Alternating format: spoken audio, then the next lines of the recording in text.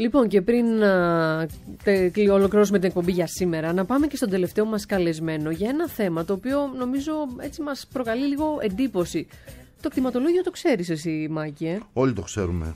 Τα λάθη στο κτηματολόγιο, να δεις πόσοι τα ξέρουν. Το ηλιακό κτηματολόγιο το ξέρεις? Όχι.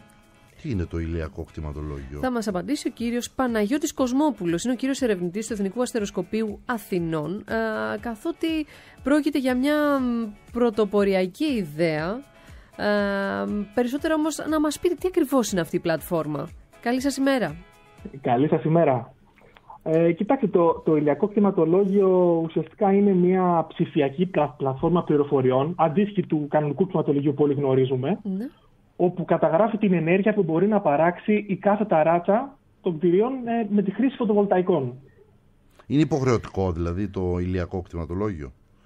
Κοιτάξτε, είναι μια ιδέα η οποία τα επόμενα χρόνια θα προσθεθεί στο κανονικό κτηματολόγιο και θα δίνει αυτή την πληροφορία. Δηλαδή, εάν κάποιος θέλει να τοποθετήσει φωτοβολταϊκά στην ταράτσα του, να δίνει μια εκτίμηση για τη βέλτιστη ενέργεια μπορεί να παράξει, δεδομένου ότι μιλάμε κυρίως για πόλεις, για τις ταράτσες των κτηρίων που θέλουν να βάλουμε φωτοβολταϊκά. Οπότε εκεί μια επιπλέον παράμετρος που συνήθως δεν συνυπολογίζεται είναι οι σκιάσεις από τα γύρω κτίρια.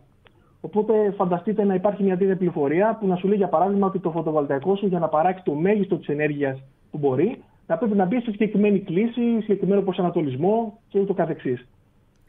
Και αυτές οι μετρήσεις πώς ακριβώς θα γίνονται?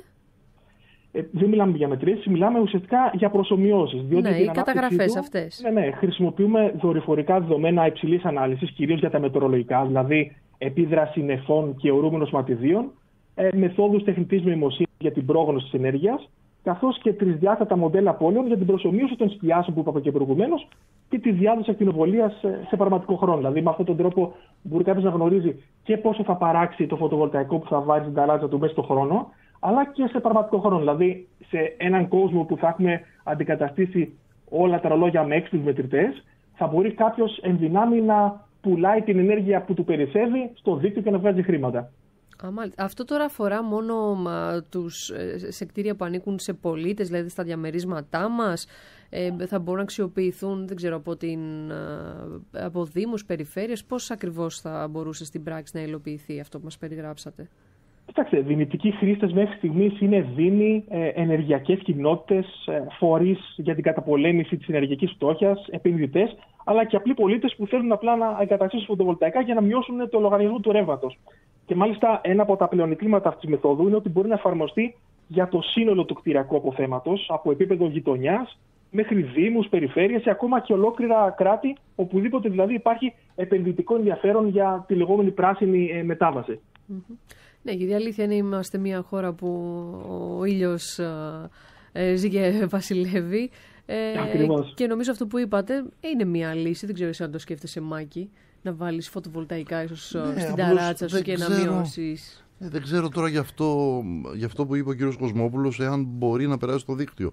Νομίζω ότι πια όσοι βάζουν τώρα φωτοβολταϊκά μόνο για τη δική τους κατανάλωση δεν μπορούν με έναν τρόπο να τα πουλήσουν το υπερβάλλον, το επιπλέον ποσοστό ενέργειας πέραν αυτού που απαιτείται για την κατανάλωση του συγκεκριμένου σπιτιού, αν μπορούν να το δώσουν στο δίκτυο δηλαδή. Κοιτάξτε, πριν από ένα χρόνο το κράτος επιδοτούσε την εγκατάσταση φωτοβολταϊκών ταράτσες και μάλιστα υπήρχε ως όρος να συνοδεύεται υποχρεωτικά από μπαταρία. Ακριβώς γιατί το δίκτυο δεν μπορεί να σηκώσει τη διασπαρμένη παραγωγή από πολλά φωτοβολταϊκά που θα βάζει δηλαδή οποιοδήποτε. Αυτό όμως θα αλλάξει τα επόμενα χρόνια. Ήδη έχει ξεκινήσει η αντικατάσταση των παραδοσιακών αναλογικών μετρητών με τους λεγόμενους έξυπνους μετρητές. Οπότε, όταν αυτό κάποια στιγμή ολοκληρωθεί, λογικά μέχρι το 2030, η αγοραπολισία ενέργειας θα είναι μια καθημερινότητα, όπως συμβαίνει για παράδειγμα τώρα στην Αυστρία ή στη Γερμανία. Εκεί βέβαια υπάρχουν πολύ πιο ενεργειακές κοινότητες, αλλά είναι μια λογική η οποία θα περάσει και σε εμάς σιγά σιγά. Και άλλο χρηματιστήριο ενέργειας πραγματικό. Ακριβώς. Δηλαδή. Πραγματικό χρηματιστήριο ενέργειας. Και μάλιστα η εφαρμογή του Εθνικού Στρατηγικού Σχεδίου για την Ενέργεια και το Κλίμα αναμένεται να χρηματοδοτηθεί με συνολικές επενδύσεις κοντά στα 6,3 δισεκατομμύρια ευρώ έως το 2030. Ρε, τι έχει να γίνει στις πολυκατοικίες με τα χιλιοστά. Έχω τόσα χιλιοστά. Πόσο πρέπει να πάρω επί του συνόλου της παραγόμενης ενέργειας και γιατί εσύ πήρες αυτό και τι έχει να γίνει. Ένας χαμό, εντάξει. Προφανώς η αρχή θα γίνει από αυτούς που έχουν ιδιόκτητα κτίσματα, έτσι. Ναι.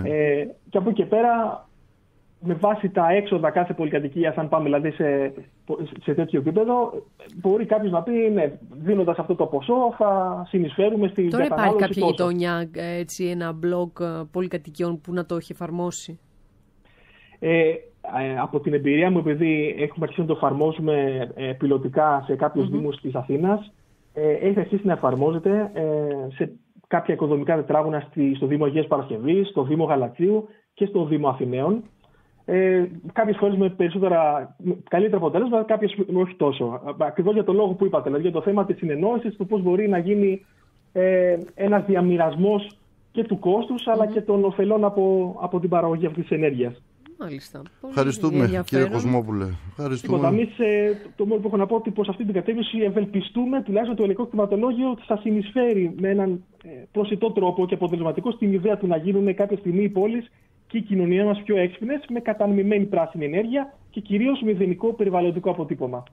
Πολύ σημαντικό. Να σας ευχαριστήσουμε πολύ. Ο κύριος Παναγιώτης Κοσμόπουλος, κύριος ερευνητής του Εθνικού Αστεροσκοπείου Αθηνών, μας μίλησε για το πρώτο ηλιακό κτηματολόγιο.